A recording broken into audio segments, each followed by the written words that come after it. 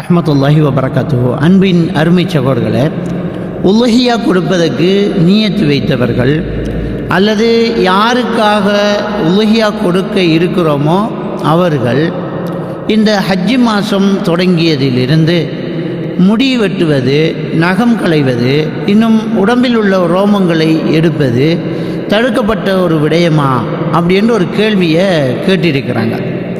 இந்த விஷயத்தில் முஸ்லீம் கிரந்தத்தில் பதிவாயிருக்கக்கூடிய ஒரு ஹதீஸில் இந்த ஹஜ்ஜி மாதம் நுழைந்து விடுமாக இருந்தால் உலஹியா கொடுப்பதற்கு எண்ணம் வைத்தவர்கள் நகம் களைவதையும் முடி களைவதையும் நிறுத்த வேண்டும் அப்படிங்கிற ஹதீது வருது. அந்த ஹதீஸில் யாருக்காக உலஹியா கொடுக்க இருக்கிறீர்களோ அவர்களும் அப்படிங்கிற ஒரு செய்தி இல்லை. அது ஒரு சிலருடைய கருத்தாக இருக்குது. அதனால் அதை சிலர் ஹதீஸ் என்று அப்படி நினச்சிக்கிட்டாங்க. அப்போ உலஹியா கொடுக்கறதுக்கு எண்ணம் வைத்தவர்கள் இந்த மாதம் நுழைந்து உலஹியா கொடுக்க எண்ணம் வைத்தால் அப்படி ஹதீஸில் வருது. ஒரு சிலர் இந்த மாதத்துக்கு முன்னாலேயே உலஹியா கொடுப்பதுக்கு நியத்து வச்சுருவாங்க. அப்போ நம்ம இந்த வருஷம் உலஹியா கொடுக்கணும் அப்படியே நியத்து வச்சுட்டாங்கன்னு சொன்னால் அவங்க இந்த துல் ஹஜ் மாதம் புரை தென்பட்டதிலிருந்து புரை ஒன்றிலிருந்து உலஹியா கொடுக்கும் வரைக்கும் நகம் களையக்கூடாது, முடி களையக்கூடாது, உடம்பில் உள்ள ரோமங்களை களையக்கூடாது. ரெண்டாவது விஷயம், இந்த மாதத்துக்குள்ளே எங்கேயாவது ஒரு இடத்துல துல் ஹஜ் மாதம் தொடங்கியாச்சு, இப்போ ஒரு புரை 4ல் 3ல் புரை 5ல் 6ல் 9ல் இருந்தாலும் பரவாயில்ல.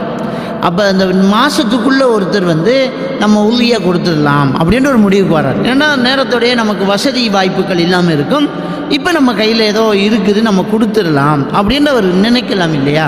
அப்படி நினச்சிட்டாருண்டா எப்போ அவர் நியத்து வைக்கிறாரோ அப்போ அவர் என்ன செய்யணும், நகம் வெட்டுறது, முடி களைகிறத நிறுத்தணும். இது நபிகள் நாயகம் ஸல்லல்லாஹு அலைஹி வஸல்லம் அவர்கள் நமக்கு சொல்லித்தந்த ஒரு விடயம்.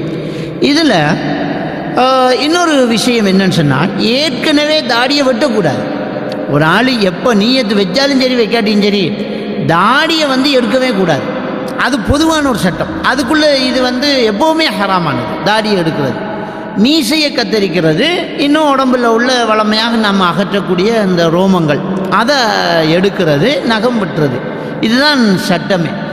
இதில் அடுத்த கேள்வி என்ன சொல்கிறாங்கன்னு சொன்னால், அந்த குடும்பத்தில் இருக்கிற எல்லாருமே எப்படி இருக்கணுமா, அல்லது ஒருத்தருக்காக நான் உலஹியா கொடுக்க போகிறேன், இன்னொருத்தருக்காக என் அம்மா பேரில் நான் உலஹியா கொடுக்க போகிறேன், பாப்பா பேரில் உலஹியா கொடுக்க போகிறேன் அப்படின்னு நினச்சா பாப்பா முடி எடுக்காமல் இருக்கணுமா அப்படின்னு கேட்டால் அப்படி ஹதீஸில் வரலை.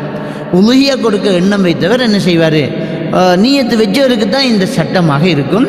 அவர் ஒரு குடும்பத்தில் உள்ளவங்களுக்கு சார்பாக அவர் கொடுப்பார். அவர் முடிய களையாமல் இருப்பாரே தவிர குடும்பத்தில் இருக்கிற எல்லாருமே அந்த சட்டத்தை செய்ய வேண்டியதாக எங்கேயுமே ஹதீஸில் இல்லைங்கிறத நாங்கள் என்ன செய்யணும், பார்க்கணும். அடுத்தது, குடும்பத்தில் ஒருத்தர் நியத்து வச்சாலே போதுமானது. அபு அய்யூபில் அன்சாரி ரலியல்லாஹு தஆலா அவங்க என்ன சொல்கிறாங்கன்னு சொன்னால், குடும்பத்தில் ஒருத்தர் கொடுத்தாலே போதுமானது அப்படிங்கிறாங்க. ஏன், அவர் காலத்தில் பெருமைக்காக குடும்பத்திலேயே பல உலஹியாக்கள் கொடுக்கப்பட்டுச்சு. இப்போ உலஹியாக்களே கொடுக்கறது குறைவு. அப்போ அதிகமாக கொடுத்ததுனால அவர் என்ன செய்கிறாருன்னு சொன்னால், ஒரு வருஷம் நான் உலஹியா அந்த வருஷம் கொடுக்க மாட்டேன், ஏன்னா இது அவ்வளோ பெரிய ஒரு சுன்னத்தாக எடுக்கிறாங்க, அதாவது அவ்வளோ பெரிய ஒரு கடமையாக எல்லாரும் கொடுக்கணும் அப்படின்னு நினைக்கிறாங்க, இப்படி ஒரு மாயை வந்துடக்கூடாது அப்படிங்கிறதுனால என்ன செய்கிறாருன்னு சொன்னால் ஒரு வருஷம் கொடுக்காமல் இருக்கிறார். எங்கள் காலத்தில் குடும்பத்துக்கு ஒருத்தர் தான் கொடுப்போங்கிறாங்க. எனவே ஒரு குடும்பத்துக்கு சார்பாக ஒருத்தர் கொடுத்தாலே போதுமானது. நியத்து வச்சவர் மட்டும் இந்த சட்டத்தை பின்பற்றினா போதும். இன்ஷா அல்லாஹ் அடுத்து நம்ம உலஹியா கொடுக்கக்கூடிய அந்த பிராணிகளுடைய வயது எல்லைகள், அது எப்படியெல்லாம் இருக்கணும், அதனுடைய சட்டங்கள் என்ன அப்படிங்கிற விஷயங்களை இன்ஷா அல்லாஹ் அடுத்த தொடரில் நாங்கள் பார்ப்போம். இது உலஹியா கொடுக்க நியத்து வைத்தவர்களுக்குரிய சட்டமாக இந்த பதிவை நாங்கள் பதிவிடுகிறோம். இன்ஷா அல்லாஹ் அடுத்த தொடரில் இது சம்பந்தப்பட்ட பல விஷயங்களை நாங்கள் பார்க்கலாம்.